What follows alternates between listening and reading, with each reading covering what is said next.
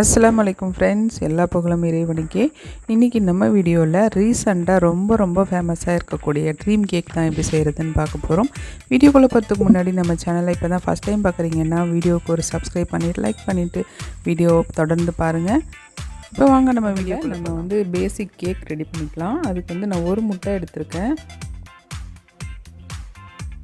இதில் ஒரு 2 drops vanilla essence சேர்த்துக்கலாம். இன்றைக்கி நான் சாக்லேட் ஃப்ளேவர் தான் செய்ய போகிறேன். சேர்த்துட்டு விஸ்க் வச்சு அல்லது இந்த மாதிரி பீட்டர் வச்சு நல்லா மிக்ஸ் பண்ணிக்கலாம்.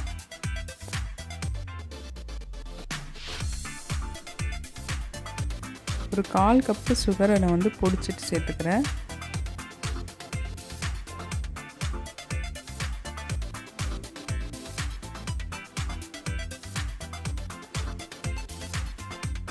நல்ல நுர பொங்க அடிச்சுக்கோங்க.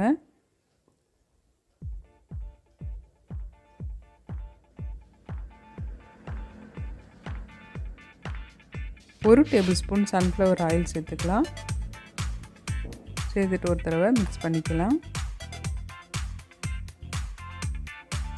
இப்போ நான் ஒரு 1/4 கப்பு மைதா மாவு எடுத்திருக்கேன்.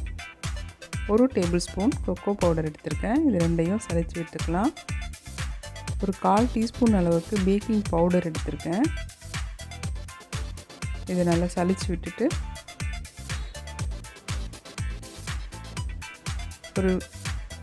இப்போ இந்த விஸ்காலேயே நம்ம கலந்துக்கலாம். அப்படி இல்லைன்னா பீட்டராலேயே நம்ம மிக்ஸ் பண்ணிக்கலாம். ஒரு டேபிள் ஸ்பூன் பால் சேர்த்துக்கலாம்.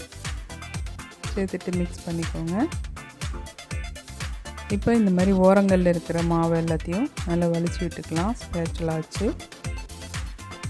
நான் ஏற்கனவே பேனில் பட்டர் பேப்பர் போட்டு ரெடி பண்ணி வச்சுருக்கேன். அதில் கேக் மிக்சரை ஊற்றி பேக் பண்ணி எடுத்துகிட்டு வந்துடலாம். கேக் பேக் ஆகிறதுக்குள்ள நம்ம சாக்லேட்டில் ரெடி பண்ணிக்கலாம். நான் 100 கிராம் டார்க் சாக்லேட் எடுத்திருக்கேன். அது சின்னதாக நம்ம கட் பண்ணி எடுத்துக்கலாம்.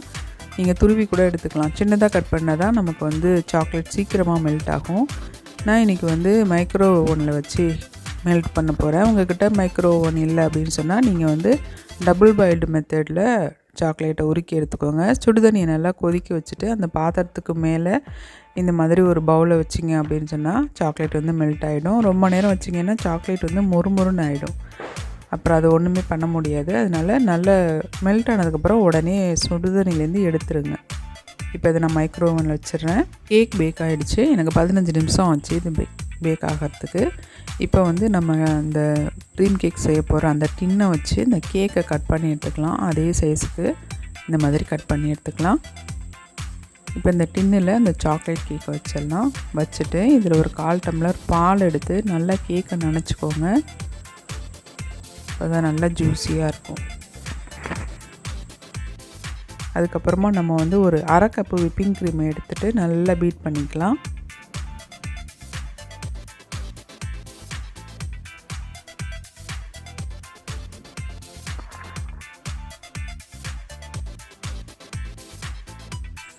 இப்போ இந்த விப்பிங் க்ரீமை பீட் பண்ணி வச்சிடணும் இல்லையா, அதில் நம்ம மெல்ட் பண்ண சாக்லேட்டை ஒரு 2 டீஸ்பூன் அளவுக்கு சேர்த்துக்கலாம். சேர்த்துட்டு நல்லா மிக்ஸ் பண்ணிக்கோங்க விப்பிங் க்ரீமோட.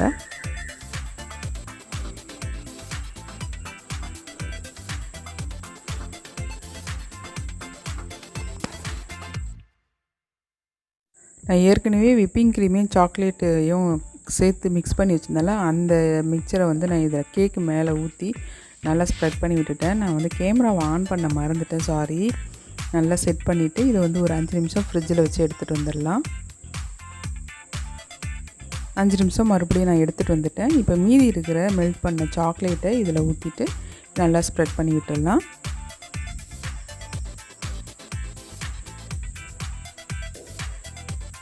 நல்லா ஸ்பூன் நல்லா ஸ்ப்ரெட் பண்ணி விடுங்க. இப்படி லைட்டாக அப்படி சாய்ச்சிங்கனாலே ஓரம்லாம் நல்லா இதாகிடும், தன்னால் இதாகிடும்.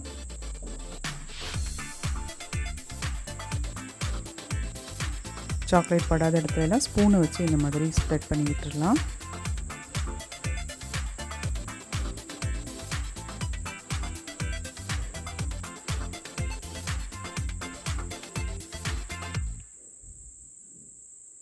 இப்போ இப்போ டேப் பண்ணிவிட்டு ஃப்ரிட்ஜில் வச்சுக்கலாம். 1 ஹவர் ஃப்ரிட்ஜில் வச்சு நல்லா செட் பண்ணி எடுத்துகிட்டு வந்துட்டேன். சாக்லேட் நல்லா செட் ஆகிடுச்சு. இப்போ இது மேலே வந்து லாஸ்ட்டாக ஃபைனலாக வந்து நம்ம கொக்கோ பவுடரை தூவிக்கலாம். பார்க்குறதுக்கு அழகாக இருக்கும்.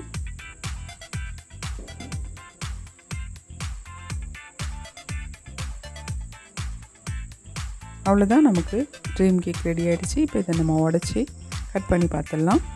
இந்த மாதிரி உடச்சா தான் மேலே இருக்கிற சாக்லேட் வந்து உடையும். இப்போ ஸ்பூனால் நான் இதை எடுத்து காட்டுறேன் பாருங்கள். செம்ம டேஸ்ட்டாக இருந்துச்சுங்க. கண்டிப்பாக நீங்களும் உங்கள் வீட்டில் ட்ரை பண்ணி பாருங்கள். இந்த வீடியோ உங்களுக்கு ரொம்ப பிடிச்சிருக்கும்னு நினைக்கிறேன். பிடிச்சிருந்தால் லைக் பண்ணுங்கள். உங்கள் ஃப்ரெண்ட்ஸ் அண்ட் ஃபேமிலிக்கு இந்த வீடியோவை ஷேர் பண்ணுங்கள். தேங்க்ஸ் ஃபார் வாட்சிங்.